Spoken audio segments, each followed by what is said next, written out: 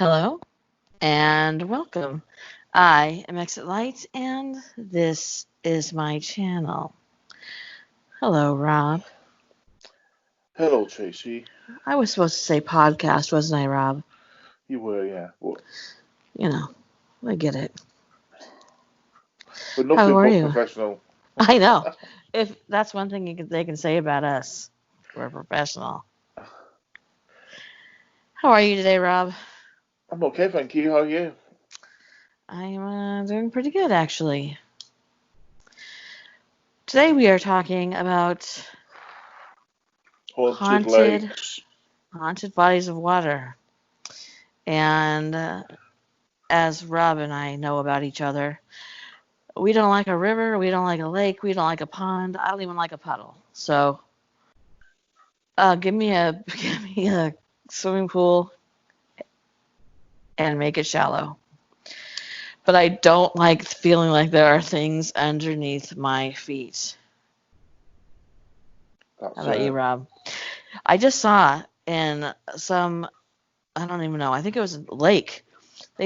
Somebody caught this fish that was a good 5 or 6 feet long. It was like one of those flat kind of sunfish kind of ones, right. like 5 or 6 feet long and about 4 feet wide. And I just thought those are the things that my nightmares are made of.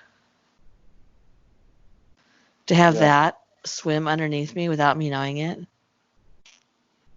Mm-mm, mm-mm. Yeah. But It's but just not. Yeah. mm. but okay. So if you don't know it, then I guess it's not scary. But what if it rubs against your foot? Yeah, that's the worst thing. That's the worst part. Yeah.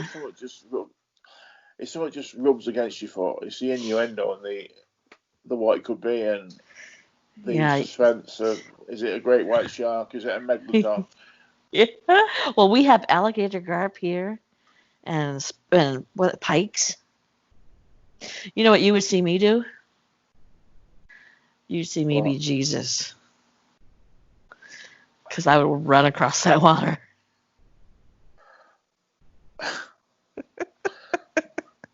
That might be a bit of a blasphemy. I'm not sure, but there you go. That's not blasphemy. Don't say that. No, I would somehow manage to get on top of the water and run across it. Guarantee. Before we get started, which we haven't done yet. Okay, my watch is always the third person in this podcast. Um, Before we get started, if you would like this video, please do send some mercy our way. If you would like to be subscribed, go ahead and subscribe. And if you would like to share this video, that would be awesome. And if you'd like to be notified when my content goes live, that would be the bell right there. If you would like to donate to Rob and I's trip to the New England area, and we're like a quarter of our way to getting Rob a plane ticket right now. So Yay! I know, we're on our way. Thank you. Thank you. Thank you to everybody who has donated. I go to AdSense every once in a while, and I just am amazed at how wonderful you guys are. I love you guys. Also, have new merchandise if you'd like to look at that. I know some of you have already bought that. And Christmas is coming. Halloween Yeah. even. Halloween. There you go. Thanksgiving. Uh, think of that. Birthdays. Keep that in mind because I would appreciate that very much. And is there anything else? Oh, the 31 days of Halloween are coming up, which will be May 4th. And this is something I should have talked about way earlier before people clicked off. Somebody asked me about sending something to me, and it was the second person who asked me, and I was in the middle of a podcast, I think, when the question came up, and I can't find where the question was.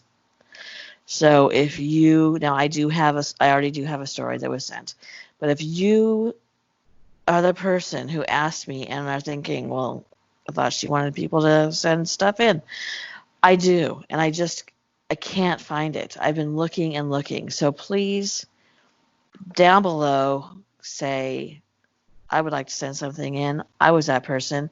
If you would like to send something in, a true ghost story of your personal experience or something that happened to your mom or something, or a story you've written, I'll narrate it and give you all the credit, of course. I won't take any of the credit for any of it.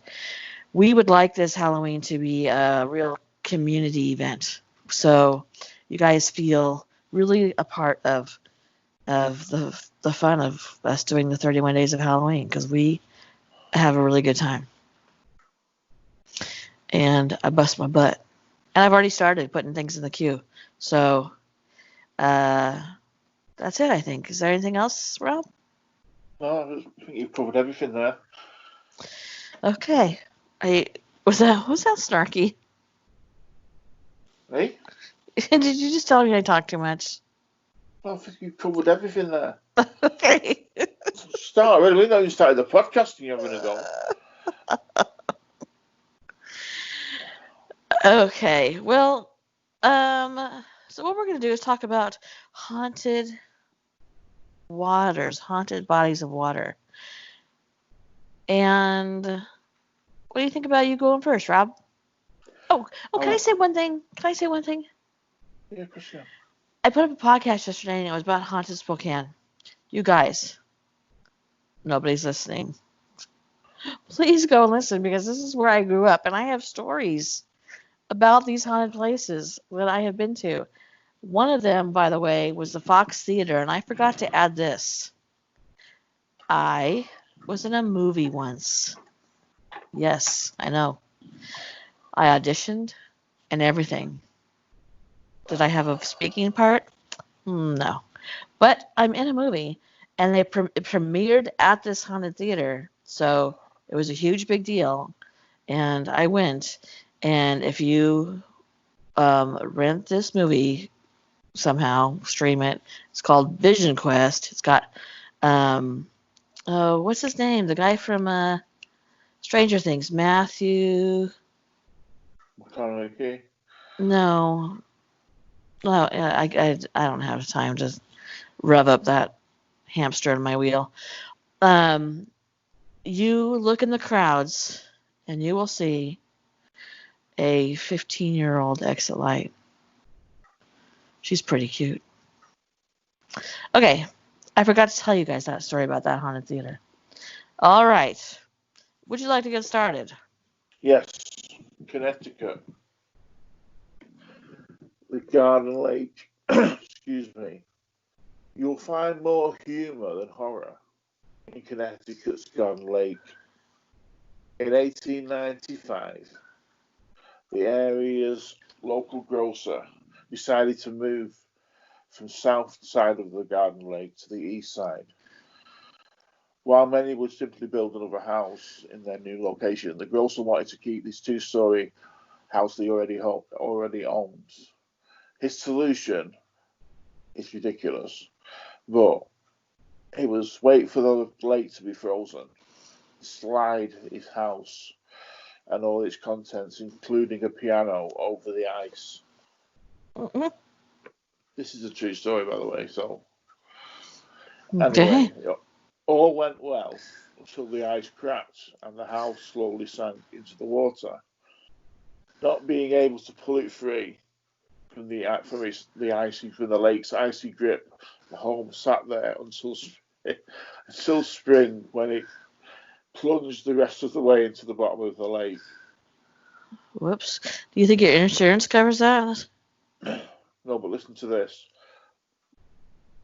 But while that particular tale involved no deaths, it is said that ghosts of people who drowned in the lake can be heard around the lake. But that's no big deal. Lots of places can say the same thing about at night they can hear dead people and and especially around lakes, people that have drowned. But the piano that went down with the house can be heard playing from the spot on the lake where it was stuck in the ice, and you can hear spooky piano music in the middle of the night. Oh, weird. Is that because like the water runs over it or something? I have no idea. I think Mm. I think basically what they're saying is you can hear someone playing the piano at the bottom of the lake. I don't think I like that. I don't find myself to be a big fan of that. Cue spooky piano music. Dun, dun, dun, dun, dun, dun. Yeah. Okay, well, here's mine. Okay, let's see. Da, da, da, da. I just was telling Rob I got an internet booster and it sucks. Okay. Hussein Lake in New York. The Knickerbocker State is a bastion for ghostly tales and haunted places. There was something I wanted to read about something before I started this. Let me look at it real quick. Knickerbockers, yeah. What's that mean? Well, it's funny they should say that because I've been watching a documentary on Netflix, and it was like fancy people. Like there was like a really, really rich, fancy family, and they were the Knickerbockers, and so it became a term used for fancy rich people. And there's a basketball team called the Knicks, and that's what it comes from. So I wondered what that was. last week I wouldn't have known that.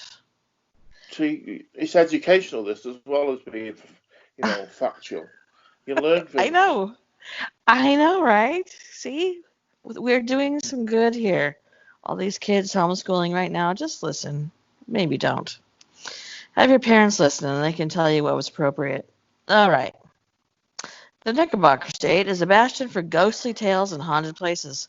Following the Hudson River upstream from New York, you will come across the town of Sleepy Hollow, where Washington Irving penned his classic tale of Ichabod Crane and the Headless Horseman, which, by the way, I read 3 years ago might be 2 years ago, on my 31 Days of Halloween, and it's a great story.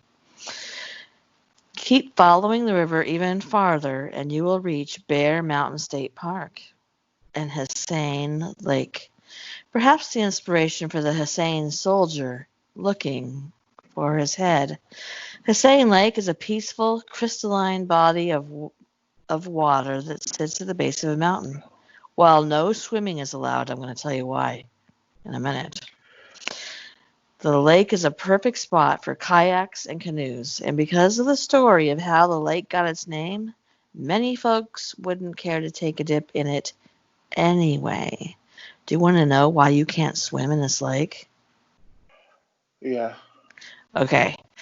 There is a drain. It's a spring-fed lake, and it drains constantly. So spring is feeding, drain is draining, and you can get sucked through the water, down through the bottom of the lake into God knows where. Oh. And if that isn't a reason to not get in a effing lake, I don't know what is. I wouldn't even go in a canoe. I wouldn't go 10 miles close to this thing. But that to me, that's the creepiest part. During the Revolutionary War, British redcoats and German Hessian auxiliary soldiers, I didn't know this, but apparently the British folk hired 30,000 German soldiers to help them bite us because pussies. Hey, and what? I coughed. And they engaged um, the American patriots in a fierce battle along the lake and river. The Americans held their ground beyond a stockade wall, and detachment of Hussein chasseurs led the charge to capture the fort. Repulsed again and again, the Husseins and Redcoats eventually overwhelmed the patriots, but at a great cost. Of course, I mean, if you're buying, soldiers to help you, please. According to local legend, some 250 Husseins fell during the battle, and their bodies and, you know, some body parts that may or may not have come off were thrown into the lake, and it turned the whole lake red with blood. So it was actually used to be called Bloody Lake. Good times. Timothy Dwight, who went on to become president of then Yale College, revealed the horrors of the lake after visiting its battlefield. This is what he said. He said, "We found at a small distance from Fort Montgomery a pond of moderate size in which we saw the bodies of several men who had been killed in the assault upon the fort. They were thrown into this pond the preceding autumn by the British when probably the water was deep enough to cover the bodies. Some of them were still covered at this time, but at a depth so small that they left them distinctly visible. Others had an arm or maybe a leg or part of their body above the surface. Their faces were bloated and monstrous, and their postures were uncouth and distorted." I want to go. okay. You know what's funny is uncouth. I thought uncouth was being rude. Was rude. Their bodies were, I don't know. Years later, the name of the lake was eventually changed to Hussein Lake, where the creepiness seems to have never left. Ghost hunter Alexandria Holzer told the local paper in 2016, "There are a lot of souls in that area. Many folks have seen uniformed Hessian soldiers roaming the lake's shoreline at night. One even reported a specter with missing limbs and glowing eyes." Of course, that would rule out the headless horseman, wouldn't it? Okay. That's a good one. You know, in that horrible, violent way. The lake turned red, Rob. Well, I think that might be a little bit of an over-exaggeration, to be honest with you, but there you go. Well, 250 dead bodies were put in there. I don't know. Whatever.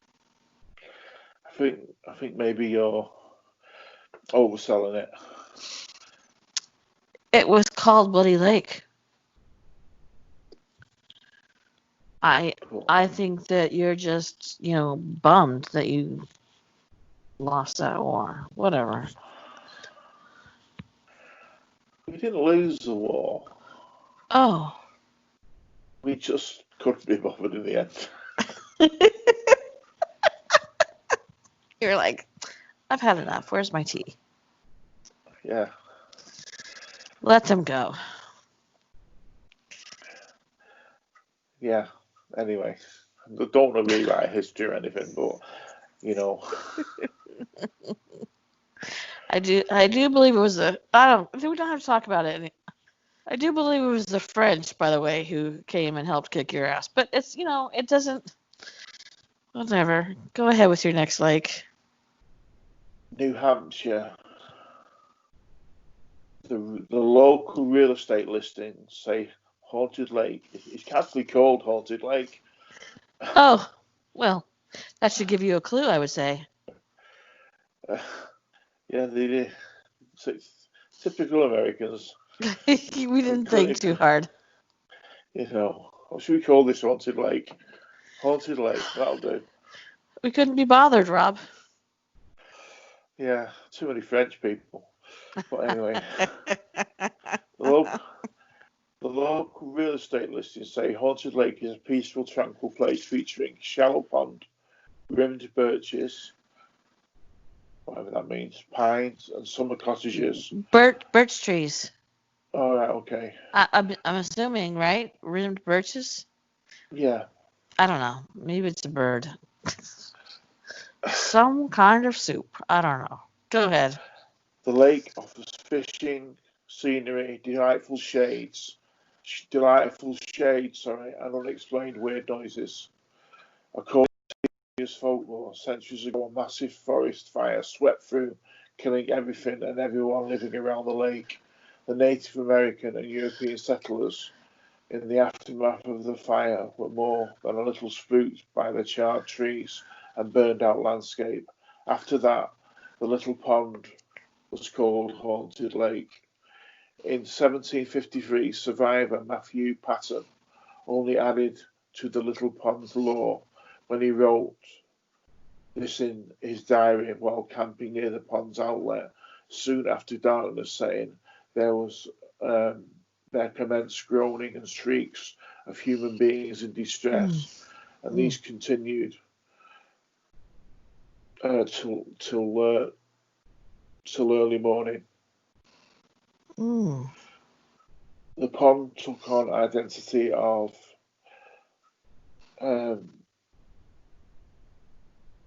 Scobie Lake.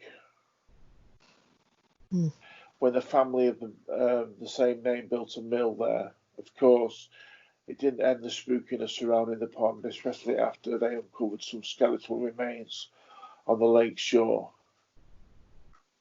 This is a pond or a lake? It's calling it a pond, but I'm wondering, from the look of it, it's huge. Okay. The pseudonym of Haunted Lake would endure, even though they called it Scobie or Scooby Lake. People now call it Scobie Lake. People call it Haunted Lake anyway now.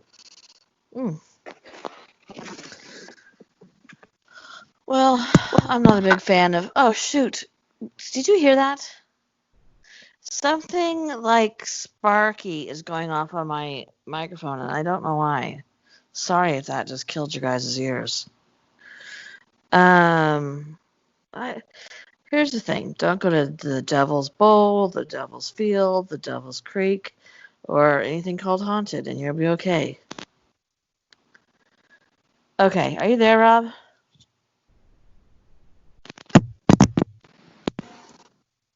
What's happening? I can hear some weird stuff going on. I know. I just unplugged it and I tried it again. Okay, so I'll go ahead and do this one. Okay. All right. That is me. I don't know why it's doing that. I'm so sorry. Beaver Lake and the French Broad River in North Carolina. While enjoying a leisurely paddle along the edge of Beaver Lake, don't be surprised if you catch sight of beavers, turtles, osprey, and maybe a ghost or two. The man-made standing next to the beaver.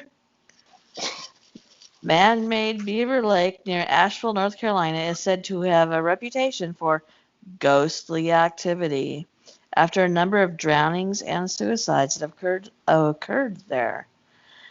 According to local folklore, why can't I say that? Folklore, the lake shore is haunted by two spirits.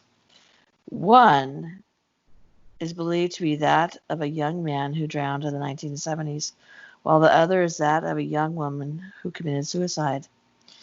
The last several videos that I've made have been about suicide. I'm never going to get monetized. She is said to be seen on the dam looking down into the water. While the ghosts of Beaver Lake seem to be lost in sadness, the siren of the French Broad River is bent on fiendishness. Formed some 300 million years ago. There's some history for you, Rob. The French Broad River is one of the oldest rivers in the world as it flows through Asheville. That's astounding. Featuring great hiking and biking, unlimited paddling opportunities. That is, as long as you avoid the siren. Based on Cherokee legend, the siren of the French Broad River seems almost as old as the river itself. The story first appeared in 1845 and was later retold in the Charles Montgomery Skinner's 1896 book called Myths and Legends of Our Own Land. The tale involves a beautiful dark-skinned and haired woman who enchants her young lovers to the upper reaches of the river that are filled with rapids and whirlpools, luring them ever closer and closer to the water. She then appears to them nude at the water's edge. When reaching for her, her warm skin suddenly becomes scaly and cold, and her face turns into a grinning skull of death. A I got loud married her.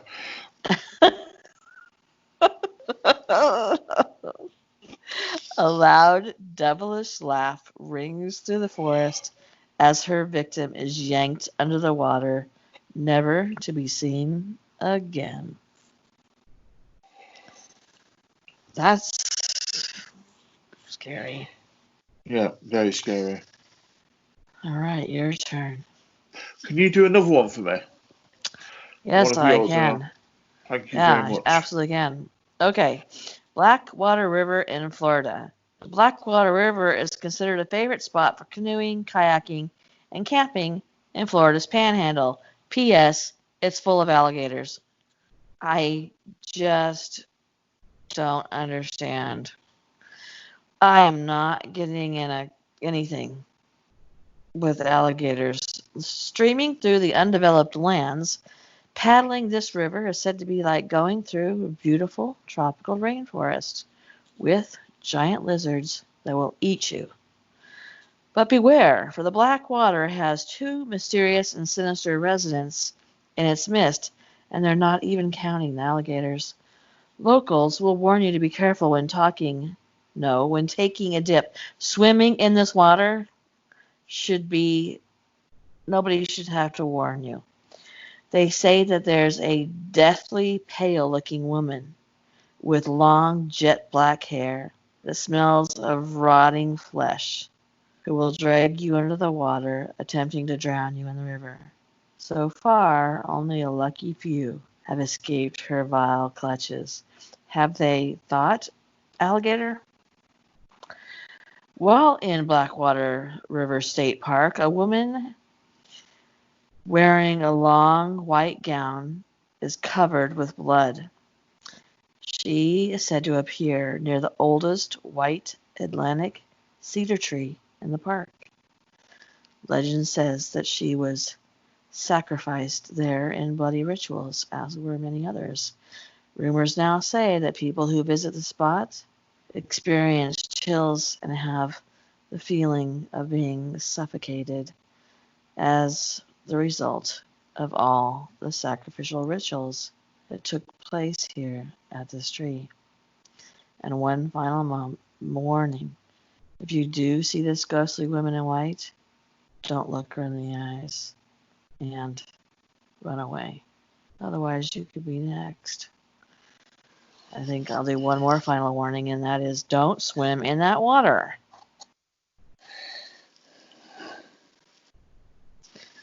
All right, Rob, are you ready, or you want me to keep going? I'm okay now. Thank you very, very much for doing that for me. No problem. I know you just like to hear my voice go on and on. I love your voice, yeah. Yeah, I know.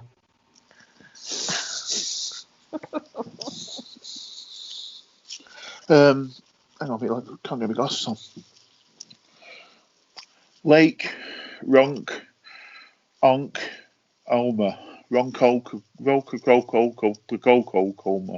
in New York. Okay. Okay. What? What is Lake this? Ronk Onk Oma. Ronk Onk Ronkongoma? Ronkongoma? Ronk Ronk Yeah. On on Koma Coma. Ronkongoma. Yeah. All Excuse right. me. I'll give it to you. The creepy tales told of this lake in Long Island is Long Island's largest lake.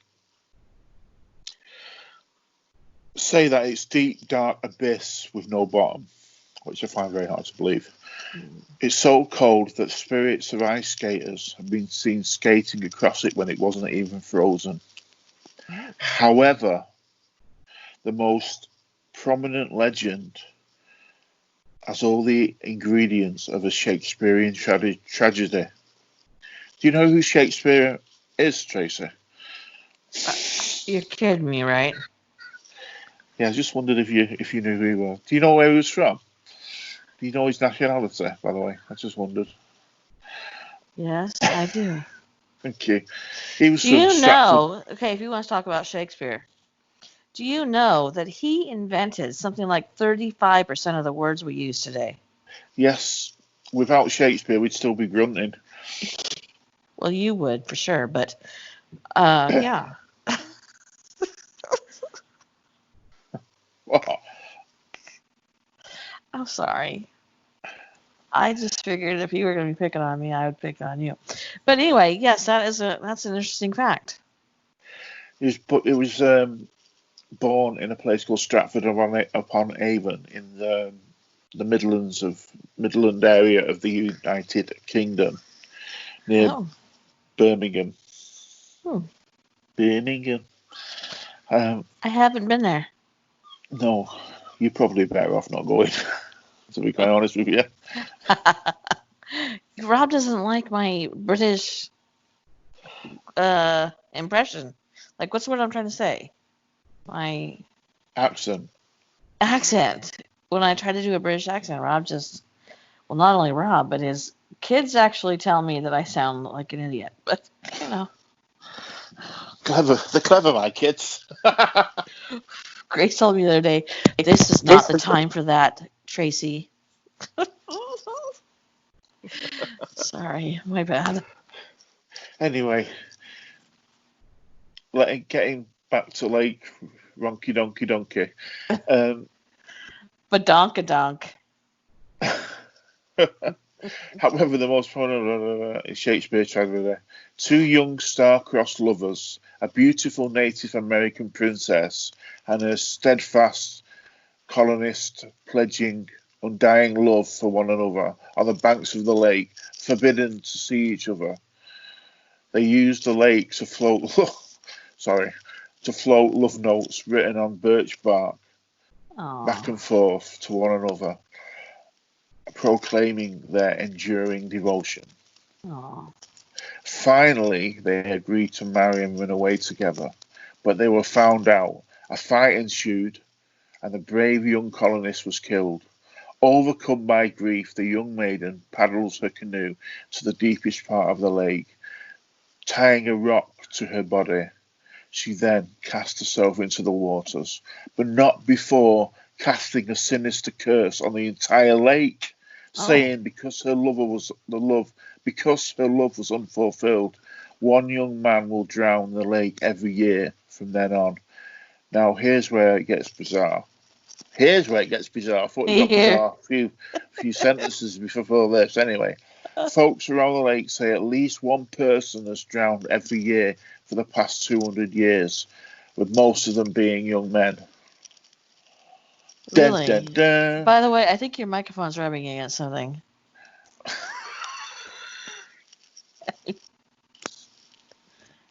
It's true. It's my It beard. I'm sounds sorry. crackly. Oh, It's my beard. It's my beard. well, push it out of the way. Do you have that problem? Oh, I'm No, not I going to put look mine back in there. a ponytail before I start. I'm not going to live that down again ever. No, you are not, actually.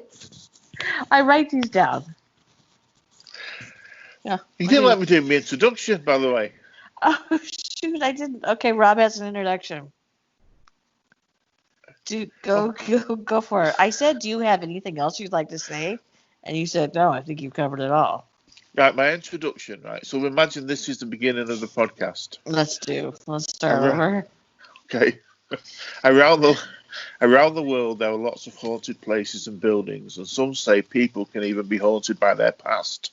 Today, for your listening pleasure, myself and pretty Princess Tracy, we get paid in love here, you know. We're going to take you deep, dark and cold haunted lakes. Remember, bring your cross and your garlic and your swimming trunks for your dip into the haunted lakes. Oh. Bang. Mic drop. That's me done. There you go. Podcast over. Brilliant. Sorted. That was really, really, really good. I particularly enjoyed the pretty princess part. That was very good. Yes, we get paid in love around here. Okay, that was very nice. And you would like to do a introduction on every podcast? Yeah, but usually, you know, at the beginning probably would be more fitting. Not halfway through. Are they all going to be about taking a dip in a lake? Well, no, because this is about Okay. haunted lakes. So okay, just to know. The introduction is going to be about what we're doing the podcast on. That probably, you know. I figured that out, Rob. And how did America win the war? Oh, this is going to be. Wait till. You just wait. You just wait. I wonder if Amanda's listening today. What do you think? Probably. Hello. Okay. Are you ready for mine, Rob? Yes, I am. Are you going to batter me? No, I'm not going to say anything at all now. Okay, are you ready? Yep. Oh, are you mad, Rob? No. You're not mad. You love me.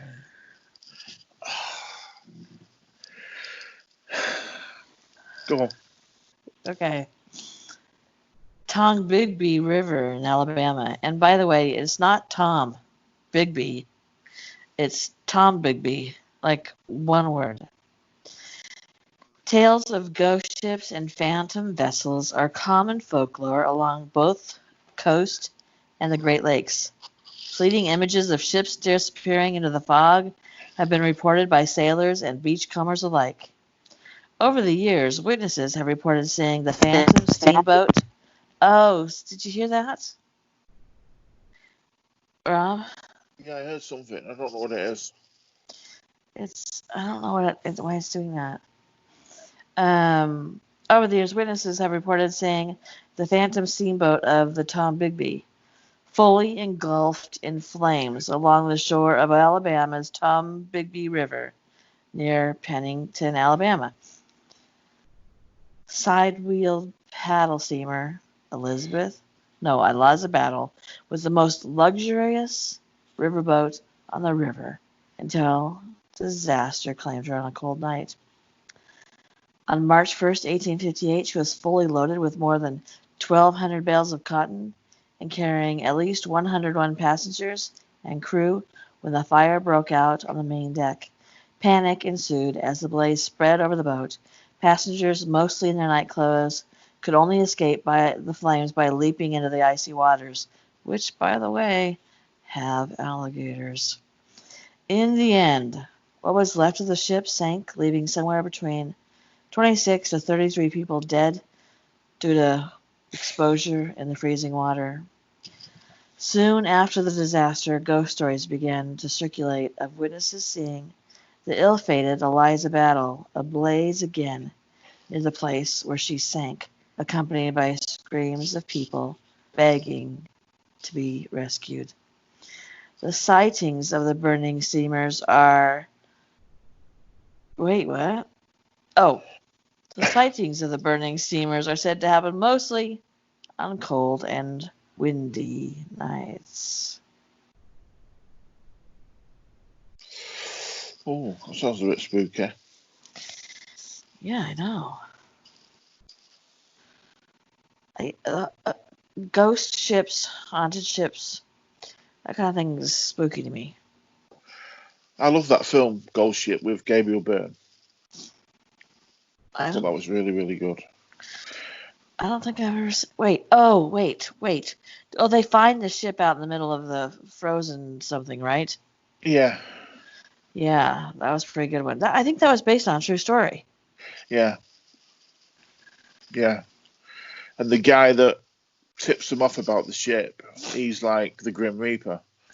Yeah. And you see him at the end getting onto another ship to go and... Yeah. Oh, that's so, creepy. Yeah. I like that. Okay, if you have another one. Lake Lanier, Georgia. I've got a couple of questions about this place, about the area. Is there something sinister happening at Georgia's Lake Lanier? The 38,000-acre lake, 40 miles north of downtown Atlanta, is one of the state's most popular getaway destinations. Now, I'm looking at my map, and I've seen Georgia, which is just above Florida, isn't it? Uh-huh. I never realised that Atlanta was actually in Georgia. I thought Atlanta was in California for some bizarre reason. Oh, you did? So, why is Atlanta so popular? Is it just really nice, or? Well, I think. Well, it's, you know, I think that it came to fame because of the movie Gone with the Wind. Ah. Well, the photograph that I've got is loads and loads of small little islands. And the lake is huge, and it's really blue, and it looks really, really lovely.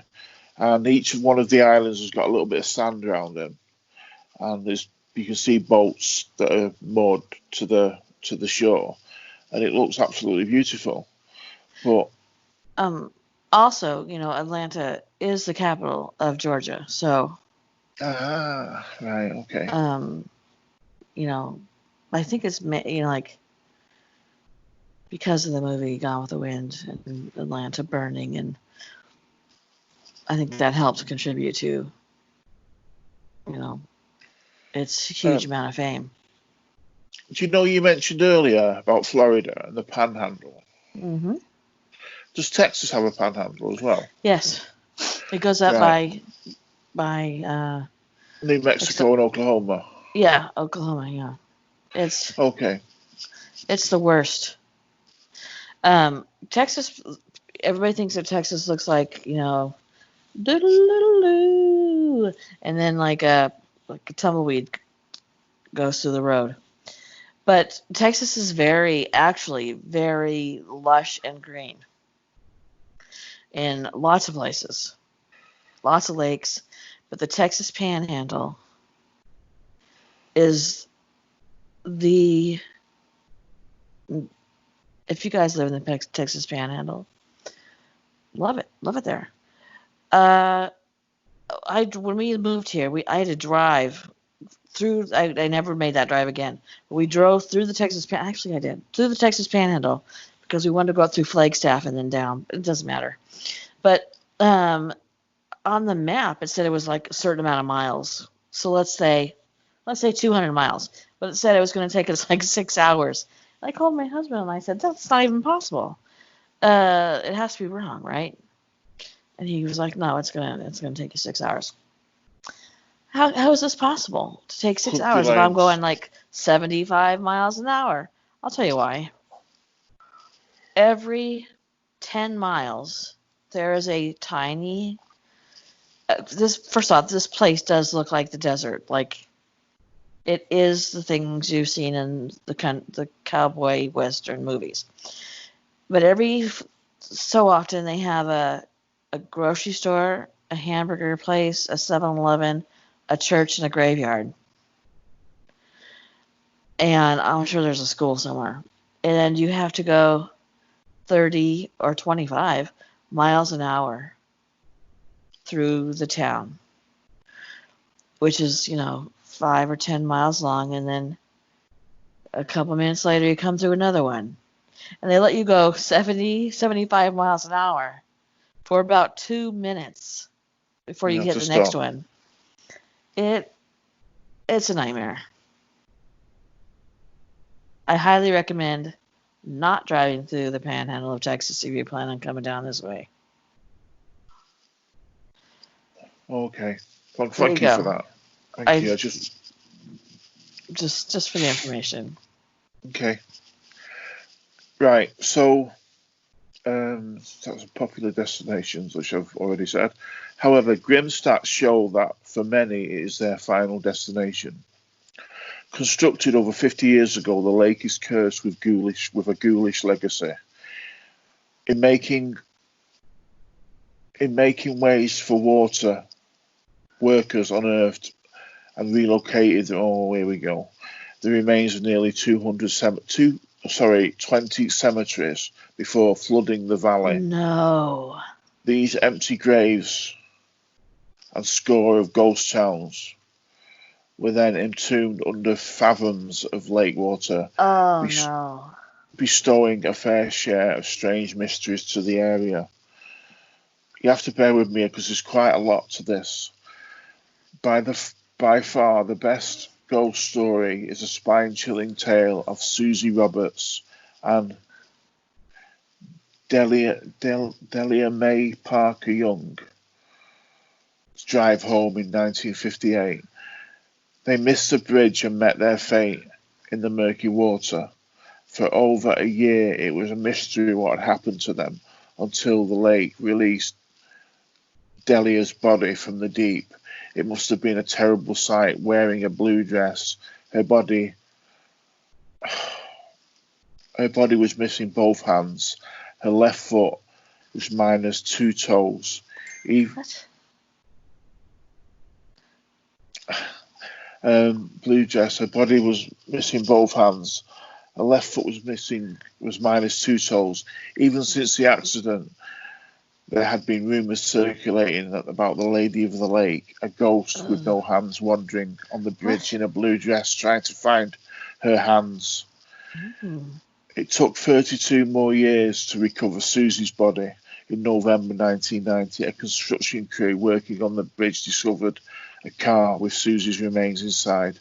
The mystery was told, but the tale of the Lady of the Lake appearing near the bridge still persists. Add that to the fact that over the years there have been a disproportionate amount of deaths associated with the lake, ranging from boating accidents, drowning, drivers careering into the water, as well as several unsolved murders, giving the lake a menacing and spooky reputation. According to a 2017 article in the Atlanta Journal, since 1994, at least 160 people have died in or around the lake. It's not hard to see why the local population thinks the lake is cursed. Bloody hell, sorry about this, just loads. The stories from the accident survivors and near drowning victims concur that the water seems to be dammed. There are accounts of boats hitting something when there is nothing, watercraft capsizing for no apparent reason, and suddenly waves without warning. In drowning incidents, the survivors have described the sensation of being pulled under the water by unseen hands. Could they be missing? gosh. Could they be the missing hands of the Lady of the Lake? Or could it be the angel of death come calling? For many, the lake's ghost stories may be the most frightening.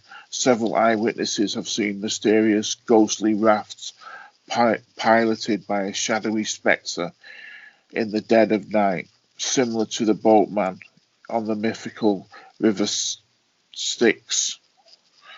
STYX, I'm presuming that is Styx. The phantom is holding a lantern and guiding the craft with a pole. The apparition appears out of nowhere before disappearing into the darkness. Whoa. Wow. It's a bit crazy, isn't it? Yeah. Okay. All right. Well, I'll do my next one. Before you do your next one, Yes? that scenario of when they fill valleys full of water, basically, and just don't care. It's what we talked about, which was the sort of the inspiration for doing this podcast. Yes. I just don't get it. Well, it is. I mean, the point is to control the water. Well, first off, to control the water going down to below so that they don't flood out, and also some dams are used to create energy, electricity. So, I mean, I understand why they do it, but I can't even imagine like 20 graveyards and the cities people live their lives. I don't know. It would be very interesting to go diving down there. I don't know. That would be weird to go diving and see it like a full on. It's got a shiver then. Yeah. It's scary. That's real scary. Because, we don't like dark water. We don't like deep water. And then there's where people used to live and die. Yeah. That must be a very weird scene when they let the water rush in and flood it over. Yeah. But the lake, I don't know why they would do that. I don't know. Anyway. I don't know. Let's see. Mississippi River, Missouri, and Illinois. From its source up in Minnesota all the way down to the Gulf of Mexico. Do you see that on your map? Where's that? From Minnesota all the way down to the Gulf of Mexico, the Mississippi River. It's humongous. It's how people came down and settled down in the South. They went down to the Mississippi River. Is brimming with bigger-than-life stories and legends, of course, of ghosts. And nowhere in the river is it said to be more haunted than from Grand Tower, Illinois, to just past Cape Girardeau, Missouri. According to the local folklore, why can I never say that word? Folklore. You know what? My mouth actually wants to say a bad word when it comes to that. My mouth just automatically goes to, that I really need to start watching my language. Anyway, according to the local folklore,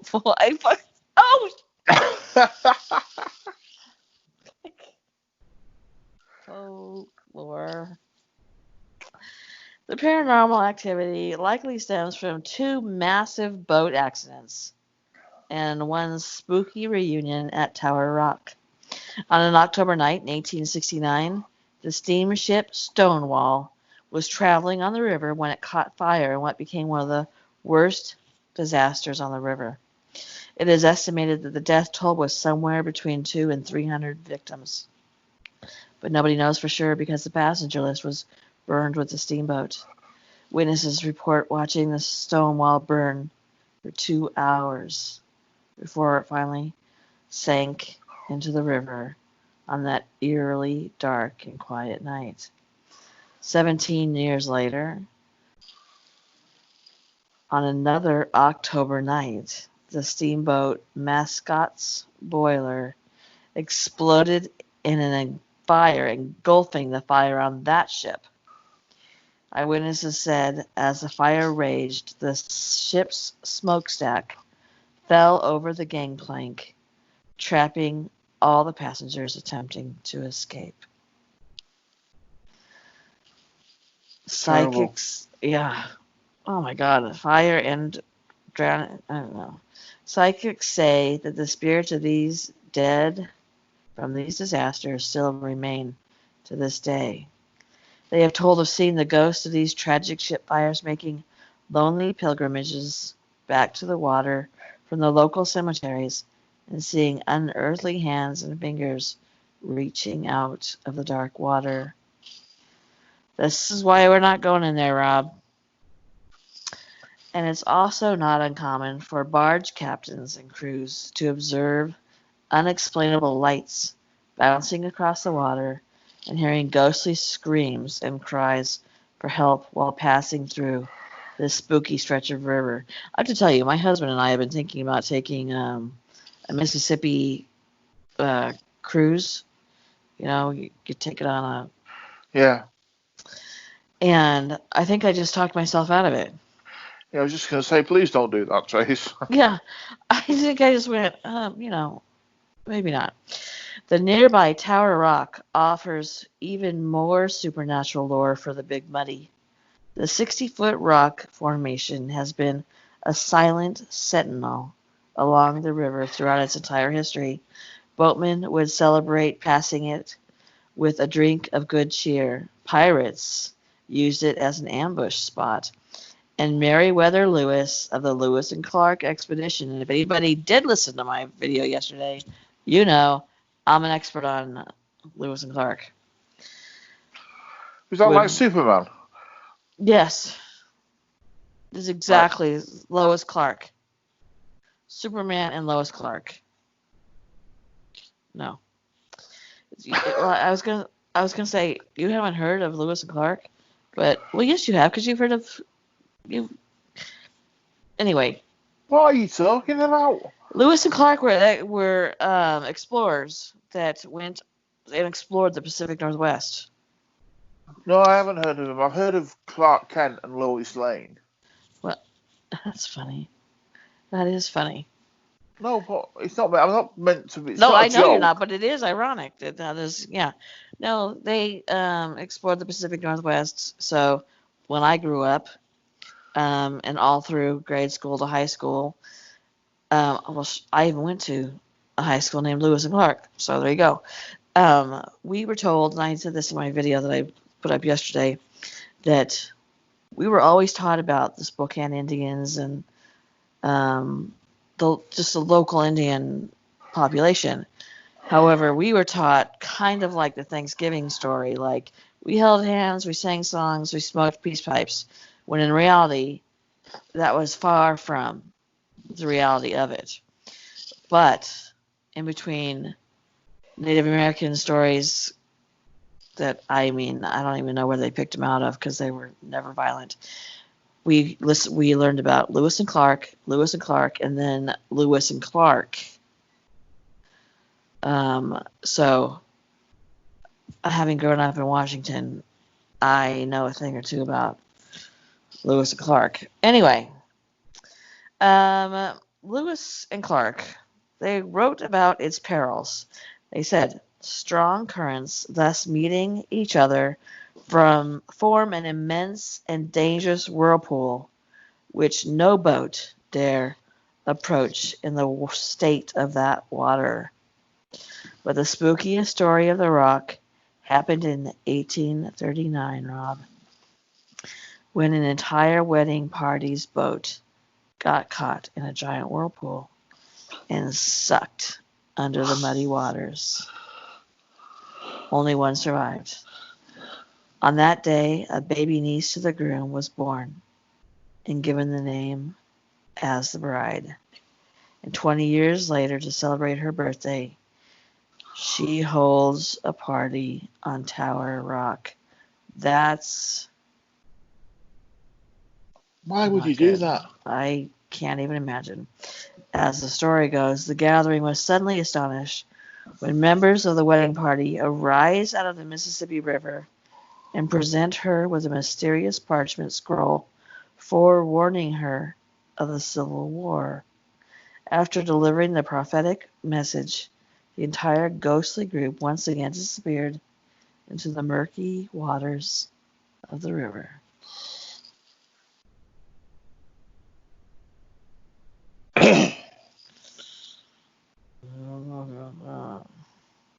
Me and the girls, we, I think you would probably like it. JD would love this program.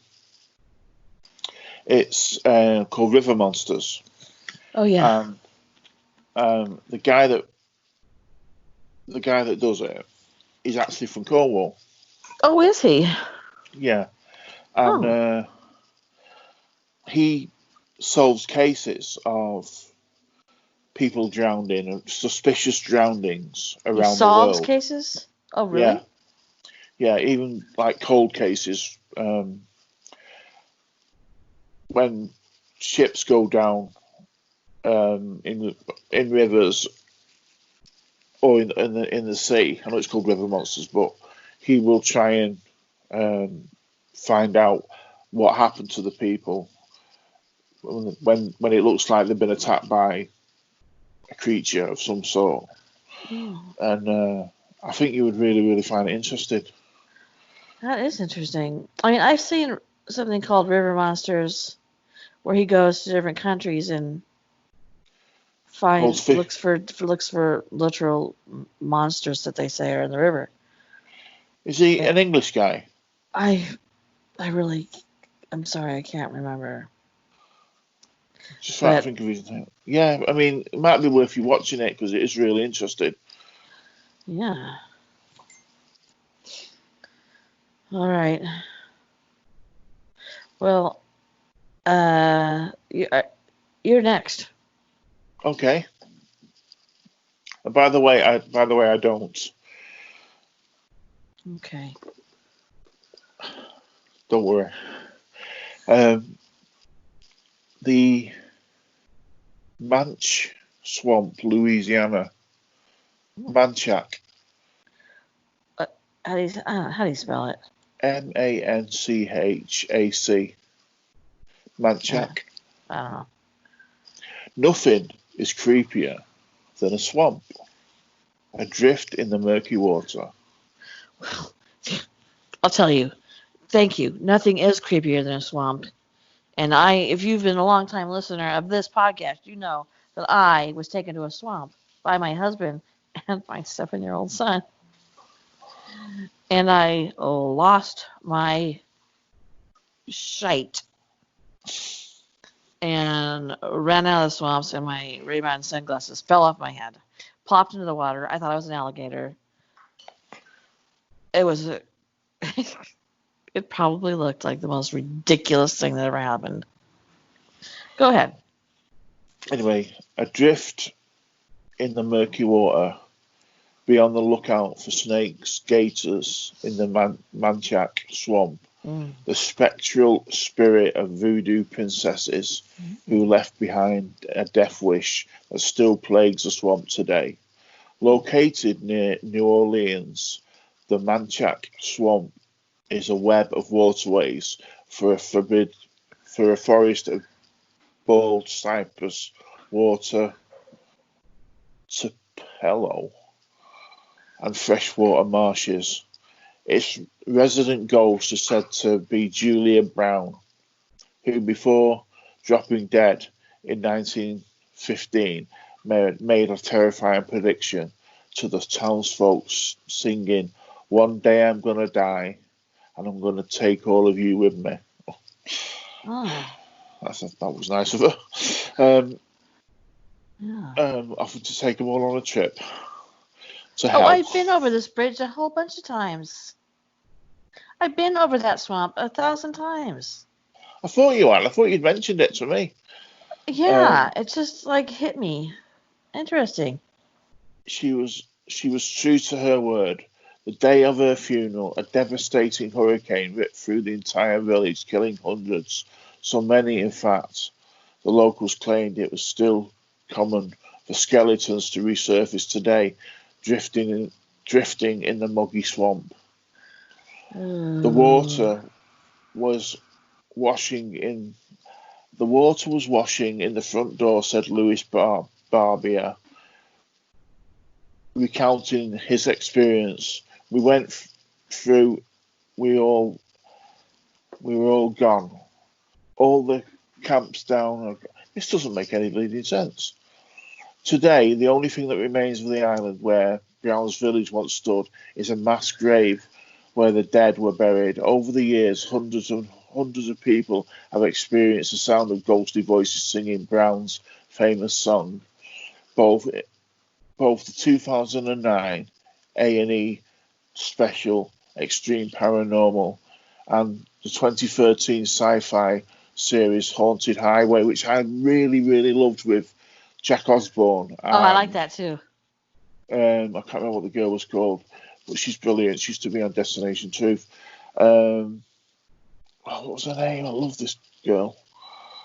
Anyway, believes they caught substantial evidence of unexplained paranormal activity on camera while filming an episode in the swamp.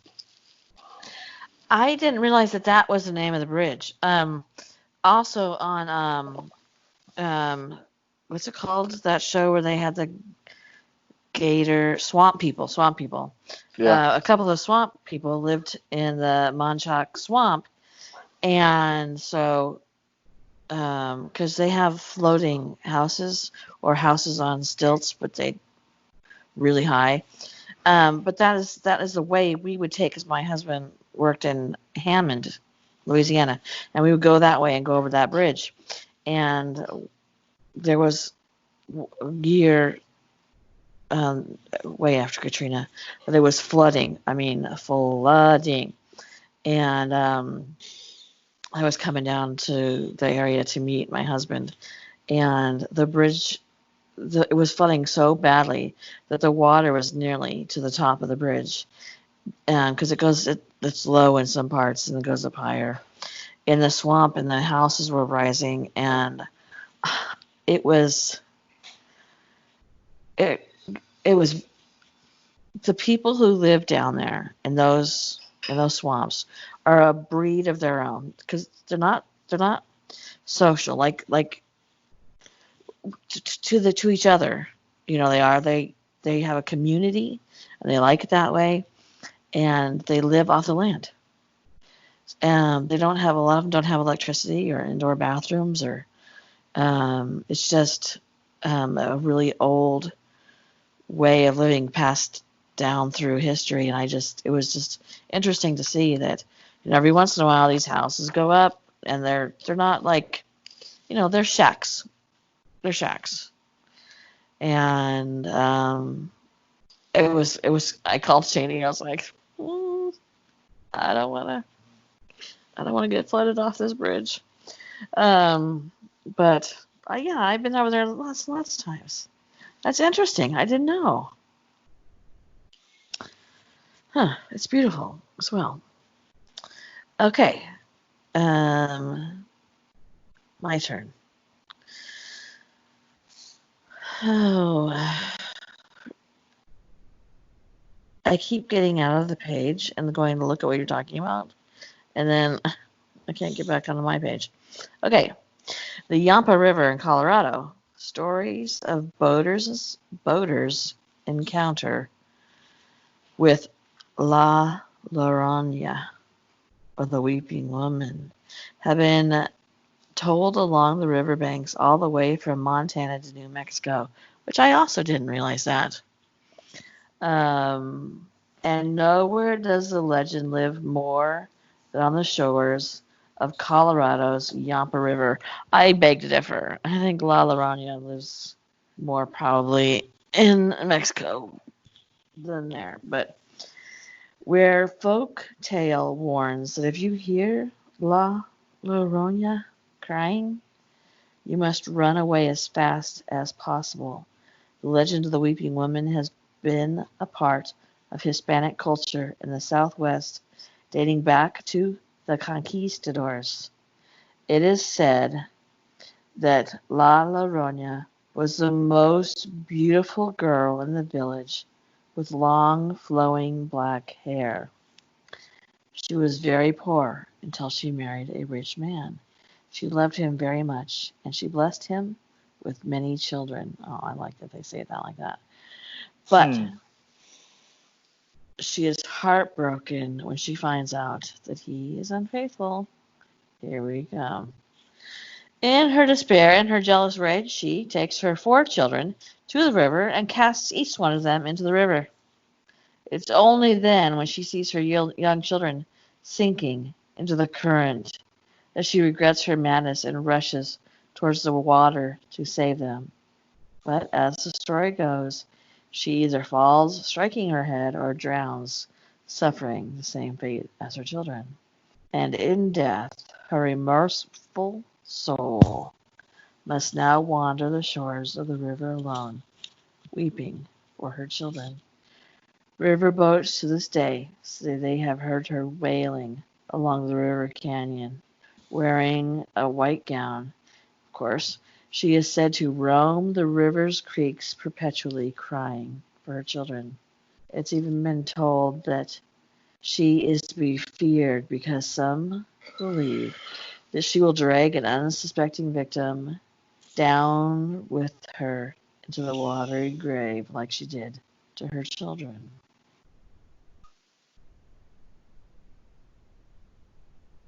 Dun, dun, dun. Do you think that all these ladies in white get together every day and say, well, I'm going to go and haunt such a place. I'm going to haunt such a place. And I think I'll go back to that place because I really enjoyed it last week.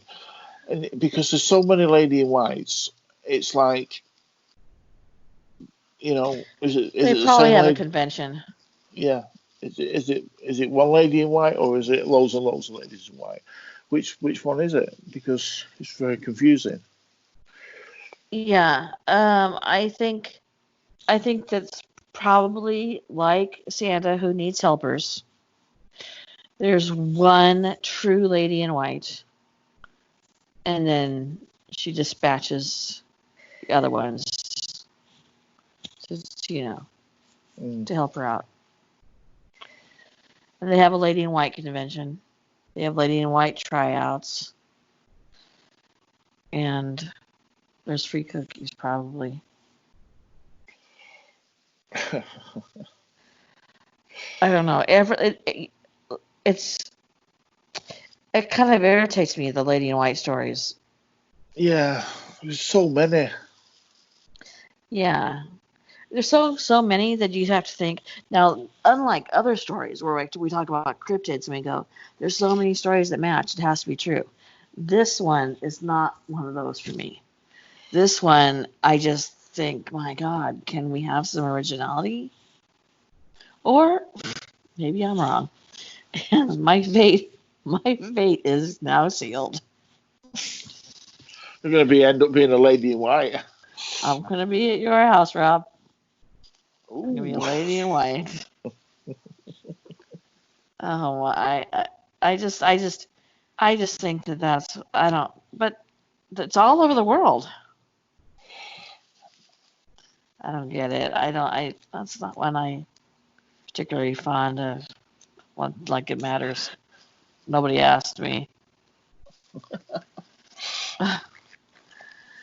Okay, Rob. I am going to be done with mine. Yep, I'm done now. I really like doing this. I have more, and maybe some other time we can do more of these. Like, Yep. maybe in October. Yeah, that'd be a good idea. Yeah, I like that. I really, because I'm afraid of water. And by the way, I don't mean like afraid, because I'm not afraid of anything. Duh. I I'm just brave. I'm brave challenged when it comes to water. Um, because of that I love reading about things that give me the creeps. Have you seen that movie about the shark in the tank? It's called 45 Degrees or something. No, I've seen the film advertised. Excuse me, but I haven't actually watched the film. Because there's like 1 and 2 anyway. We watched the second one, and my husband has gone shark diving, and that's just crazy, frankly. I'm I'm sure all of you out there who have gone shark diving are not crazy. It is crazy for me. Land. Anything else you gotta say, Rob? No, I've enjoyed it. It's been fun. If you would please like this video, go ahead and give that a thumbs up. If you would like to be subscribed, please do that. And I've noticed that in my analytics, we're getting a lot more people who are subscribed coming back and listening to the channel. So that's awesome. I appreciate that, you guys. Share the videos if you want. And I don't Just care wish who you, you're sharing with. What? just wish you was better. Yeah, just wish I could. Somebody wrote to me and said I was their favorite YouTuber, so Oh, I know. It what was about my... me? What? What about me? What about you, Rob? I'm your favorite YouTuber, too.